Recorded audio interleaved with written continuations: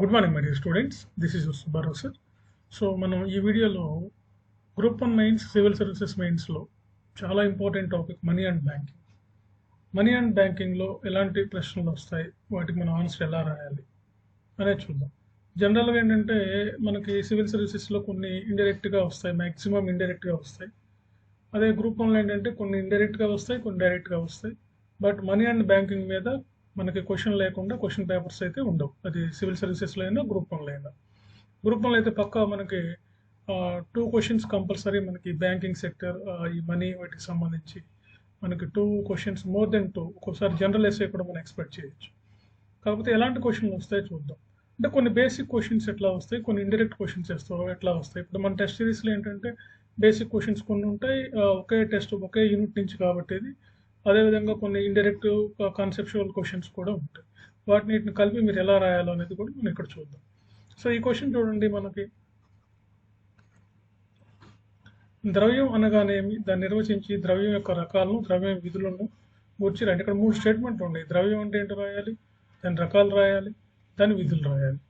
So ఇట్లా 3 స్టేట్మెంట్లు ఉంటాయి. క్వశ్చన్ జాగ్రత్తగా ఇంట్రడక్షన్ రాయండి. మనీ అంటే ఏంటి, మనీ మీద కొన్ని డెఫినేషన్స్ చెప్పారు క్రౌదర్ లాంటి వాళ్ళు, ఇలాంటి ఎకానమిస్టులు ఏం చెప్పారు, అసలు ప్రస్తుతం ద్రవ్యం ఎలా ఉంది, అదేవిధంగా ద్రవ్యం రకాలు ఏంటి, మనకి మెటల్ అని, నాన్ మెటల్ అని, లీగల్ అని, నాన్ లీగల్ టెండర్ అని, ప్లాస్టిక్ మనీ అని, ఇతర మనీ అని చెప్పి చాలా రకాల మనీ మనకి ఇప్పుడు కనిపిస్తూ ఉందన్నమాట.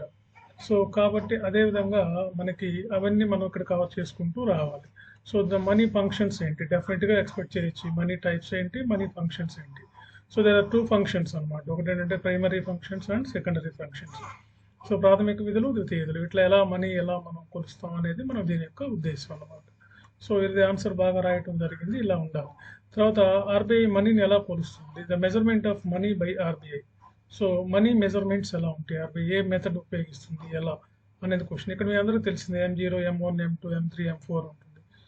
మన దేశంలో ఉండే మనీని మనం M2 అంటున్నాం, M3 అంటున్నాం మనం, ఎందుకంటే ఇది విశాలమైనటువంటి మనీ. M3, M2. సో ఇలాంటి ద్రవ్యం మన దేశంలో ఉంది. ఎంత M1, M2, M3, M4 ఉన్నాయి, వాటి గురించి ప్రజెంట్ ఎంత ఉంది, ఆర్బీఐ రిపోర్ట్స్ ఏం చెప్తున్నాయి, ఈ మెజర్మెంట్స్ని ఎవరు మనకి చెప్పారు అనేది కూడా మనం చూడాలి. తర్వాత క్రిప్టో కరెన్సీ అంటే ఏంటి, ఇది ఆర్థిక వ్యవస్థని ఏ విధంగా దీని ప్రభావం చేస్తుంది, ఒక మంచి చెడ్లు ఏంటి అని అడుగుతున్నాను. సో క్రిప్టో కరెన్సీ అనేది మనం జనరల్ ఎస్ఏ కూడా ఎక్స్పెక్ట్ చేయొచ్చు. విర్చువల్ కరెన్సీ, దీనికి ఎలాంటి రూపు రంగులు లేవు, ఇది ఎవరు ఆపరేట్ చేస్తారో తెలియదు, ఎక్కడ ఉంటుందో తెలియదు. ఫార్మ్లెస్ కరెన్సీ అనమాట విర్చువల్ కరెన్సీ. దాని యొక్క అడ్వాంటేజెస్ ఏంటి, అడ్వాంటేజెస్ కూడా ఉన్నాయి. ఆన్లైన్లో కొంతమంది బెనిఫిట్ అవుతారు దీనివల్ల, కొంతమంది ట్రేడింగ్ చేసేవాళ్ళు, కొంతమంది ఇలాంటి వాళ్ళు. దీనివల్ల బోల్డ్ నష్టాలు ఉన్నాయని చెప్పి మన ఫినాన్స్ మినిస్టర్ సీతారామన్ గారే చెప్పారు. అందుకే దీని మీద మనకి పన్ను వేయడం కూడా జరిగింది. క్రిప్టో కరెన్సీలో పన్ను వేస్తాం కానీ దీని సెక్యూరిటీ మేము కల్పించలేమని చెప్పి మన ఫినాన్స్ మినిస్టర్ చెప్పడం జరిగింది. సో బ్యాంకింగ్ వ్యవస్థ స్వరూపంపై ఒక ఎస్ఏ రాయండి, ఒక వ్యాసం రాయండి, భారతదేశంలో బ్యాంకింగ్ వ్యవస్థపై రాయండి అని చెప్పి ఒక ప్రశ్న వస్తుంది. సో బ్యాంకింగ్ సెక్టర్ ఎలా ఉంది మన దేశంలో, కమర్షియల్ బ్యాంక్స్ ఏంటి, షెడ్యూల్డ్ బ్యాంక్స్ ఏంటి, నాన్ షెడ్యూల్డ్ బ్యాంక్స్ ఏంటి, వాటి పర్ఫార్మెన్స్ ఏంటి, వాటివన్నిటి గురించి కూడా మనం ఇట్లా క్లియర్గా బ్యాంకింగ్ వ్యవస్థ మీద రాయాలి. తర్వాత ఆర్బీఐ యొక్క పరపతి సాధనాలు ఏంటి, దాని యొక్క లక్ష్యాలు ఏంటి, పరపతి సాధనాలు, ఆర్బీఐ యొక్క క్రెడిట్ పాలసీ ఏంటి, దాన్ని ఎలా తయారు చేస్తారు, దాని ఉపయోగాలు ఏంటి. సో ఇలాంటి క్వశ్చన్స్ మనం ఎక్స్పెక్ట్ చేయొచ్చు. ఇది కూడా చాలా అడిగి ఉన్నారు ఆల్రెడీ సివిల్ సర్వీసెస్ రూపంలో, కాబట్టి దీన్ని కూడా మీరు మంచిగా రాయొచ్చు. ప్రస్తుతం భారతదేశంలో బ్యాంకింగ్ వ్యవస్థ ఎదుర్కొన్న ప్రధాన సవాళ్ళు, ఇది జనరల్ ఎస్ఐని ఎక్స్పెక్ట్ చేయొచ్చు, మనం వేయచ్చు. ప్రధానంగా మనం ఎదుర్కొంటున్న సవాళ్ళలో మెయిన్గా చూసినట్లయితే మనం నాన్ పర్ఫార్మింగ్ అసెట్స్ ఒకటి, తర్వాత క్యాపిటల్ లేకపోవడం, రీక్యాపిటలైజ్ చేయమని గవర్నమెంట్ అడగడం, తర్వాత బ్యాంకులు మెర్జింగ్ చేయటం, నష్టాల్లో నడవటం బ్యాంకులు, అదేవిధంగా ఇలాంటి కొన్ని మనం చూస్తూ ఉన్నాం. సో ఇలాంటి వాటి మీద కూడా మీరు రాయాల్సి ఉంటుంది. తర్వాత ఎన్పిఎస్ మీద కూడా డైరెక్ట్గా మనకు క్వశ్చన్ అడుగుతారు, నాన్ పర్ఫార్మింగ్ అసెట్స్, ఇలాంటి క్వశ్చన్స్ అడగడానికి అవకాశం ఉంది.